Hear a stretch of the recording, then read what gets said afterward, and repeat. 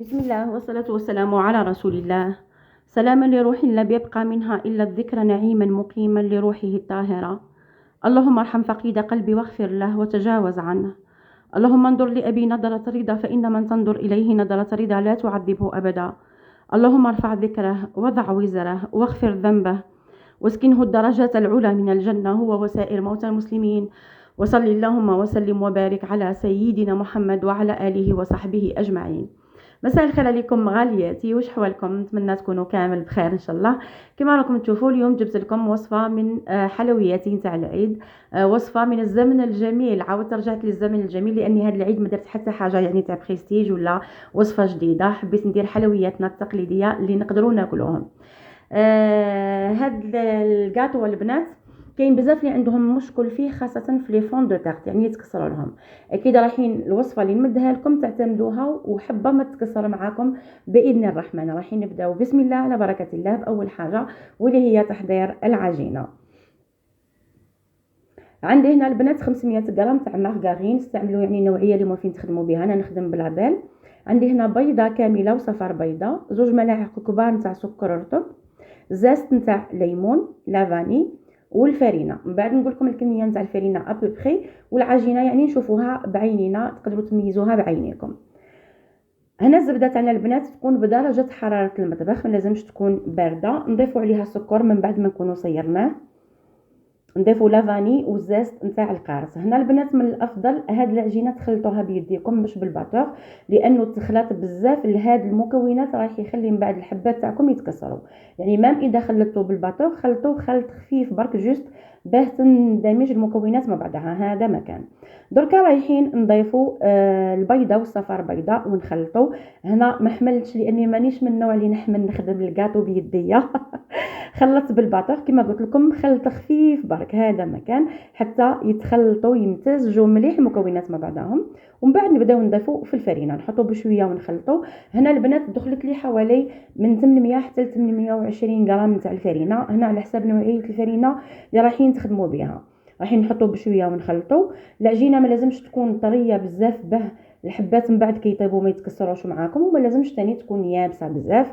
دوك نشوفوا القوام تاع العجينه مع بعضنا. وهذا هو القوام البنات اللي رايحين تحصلوا عليه. دوك نلفوا العجينه تاعنا في البابي فيلم ونروحوا نشوفوا لي مول اللي رايحين نخدموا به. هنا الاشكال، كاين اشكال وانواع، يعني على قد ما تحبي نتيا وتخيري انتي تلقاي الاشكال اللي راكي حابتهم. انا راح ندير هاد الزوج انواع، راح ندير هاد النوع تاع الدمعه، تهزي كوريه نتاع العجينه وتحليها البنات في هذا المول، لكن بالمساعده تاع الفرينه، خاصه في هذا الشكل. يعني لو بلون دو طرافاي تاعك تغبري تغبيره خفيفه برك بالفرينه، باه من بعد كي نعودوا قاعدين ندوروا في المول ما تلصقناش العجينه في لو بلون دو طرافاي. هذا مكان. دركا بيدينا رايحين نمشيو العجينه وديروها البنات رقيقه، يعني ماشي خشينه. انا نحب هذا الكاطو ما يكونش ثقيل بالعجينه، على قد ما يكون ثقيل بالعجينه على قد البنه تاعو ما تنقص. هنا رايحين نسويوها. وما لازمش ثاني تكون رقيقه بزاف البنات، لانه من بعد راح تكسر معاكم. يعني لو كان تكون شعره رقيقه شعره راح من بعد الحبات يتكسروا. ديروا في حسابكم تكون العجينه مليحه. اما بالنسبه للشكل الثاني كما راكم تشوفوا ثاني كيف نهزوا شويه من العجينه ونحلوها في وسط المول بالمساعده تاع يدينا. هنا نعرفوا العجينه وين لازم نرقوها وين لازم نخشنوها، نخليوها خشينه، يعني باه تجي الحبه متناسقه، ماشي بلاصه تكون عاليه فيها العجينه بزاف وبلاصه تكون رقيقه. هنا اكدوا لي ثاني على القاعده، سويوها مليح باه العجينه تتشكل لنا بالشكل نتاع المول. هنا الحواف نتاع هذا المول راح تكون فيهم عجينه زايده، لازم ثاني نقصوها. نقصوا العجينه على قد ما نقدروا باه الحبه تجينا مليحه في الماكله تاعها، ما تجيناش كاننا ناكلوا في سابلي شايح ما فيه والو. نكمل العجينه تاعي كامل بليمول اللي عندي. 500 غرام تاع الزبده البنات دارت لي 42 حبه بالشكل هذا المربع، و18 حبه اللي يجي على شكل دمعه. نورمالمون هذا واش دارت لي. دركا بالكوردون رايحين ننقبوا القاعده نتاع الحبات وندخلوهم يطيبوا البنات في فرن يكون مسخن من قبل على 170 درجه مئويه. هنا نطيبوا الحبات تاعنا الكاطو تاعنا يطيب لنا يعني بشويه بحماره، ما يقعدش ابيض، باه اولا يجينا بنين، وثاني حاجه يعني دوك حنا جايين في الصيف، يعني ما لازمش الكاطو هذا يقعد شويه ني ولا شويه خضر، سينو راح يصوف لكم ويفسد لكم. دوك نشوفوا الحموره، يعني دوك نشوفوا الحموره مع بعضنا. وكاينه ملاحظه ثانيه البنات، كي ندخلوا هذا الكاطو يطيب ويبدا قبل ما يبس معنا لازم العجينه تكون مازال طريه. رايحين نلاحظوا انه القاعده راح تنفخ بصبعنا، رايحين نهبطوها هنا. لو كان تخليو الكاطو تاعكم يبس وهذيك النبوله اللي في القاعده دارت، ما نقدروش نمسوا فيها لانه هكاك رايحين نكسروها. يعني لازم العجينه تكون مازال طريه. صاي سي بون. الكاطو تاعي البنات راهو طاب لي كيما راكم تشوفوا. طابوا لي الحبات كيما حبيت انا، حمر حمر هذاك يعني تحميره خفيفه ماشي حمر بزاف. وجاني يعني هايل. شوفوا هنا قاعده نديمولي فيه وهو سخونه.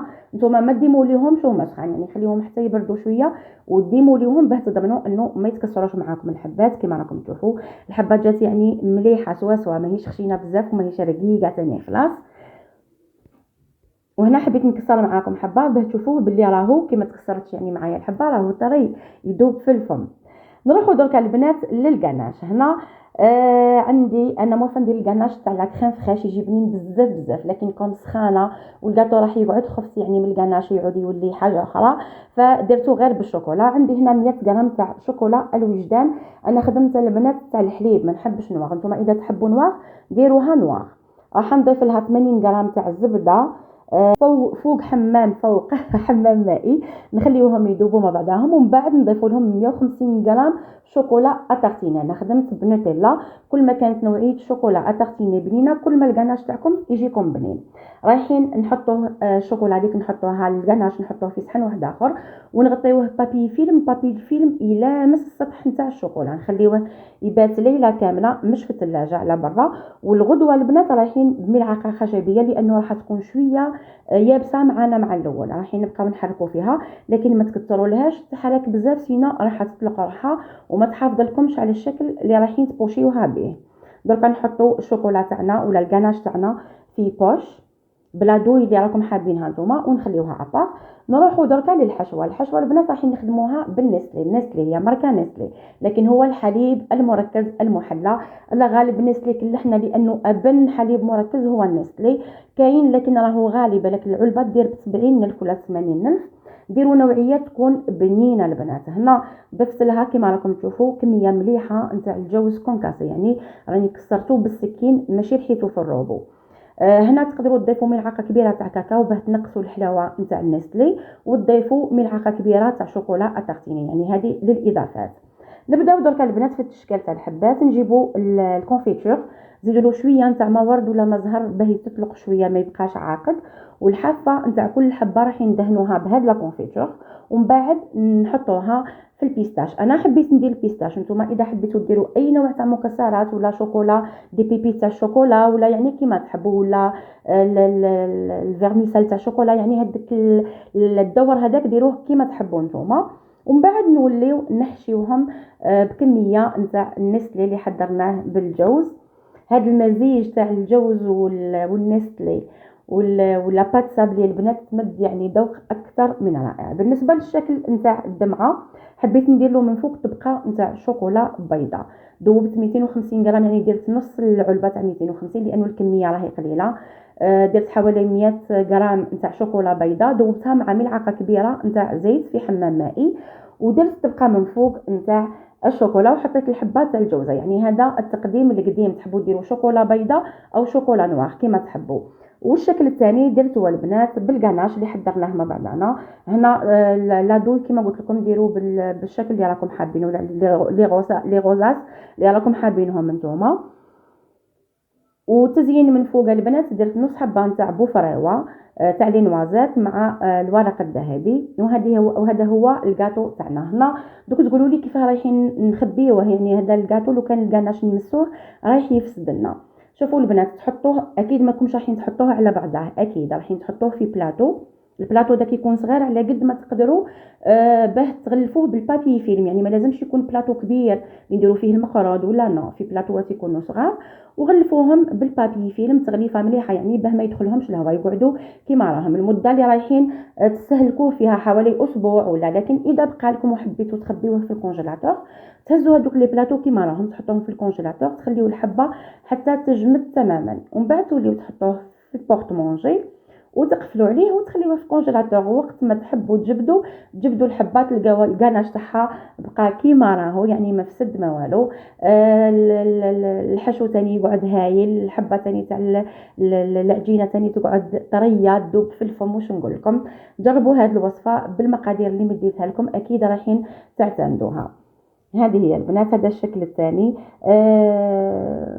الشكل اللي درتوه بالغناشه البنات تقدروا ديروه بالشوكولا نوار ولا اولي كما تحبوا، بالطريقه التقليديه اللي كنا نديروه بكري بها، يعني هذه ترجع لكم نتوما. هنا دخلوا المقاطع، ما باليش هنا طمينه اللوز. المهم البنات، نقول لكم نخليكم في امان الله، ونتلاقاو ان شاء الله في فيديوهات جديده باذن الله. ما تنسونيش من خالص دعواتكم. تهلاو في رواحكم البنات، سلام.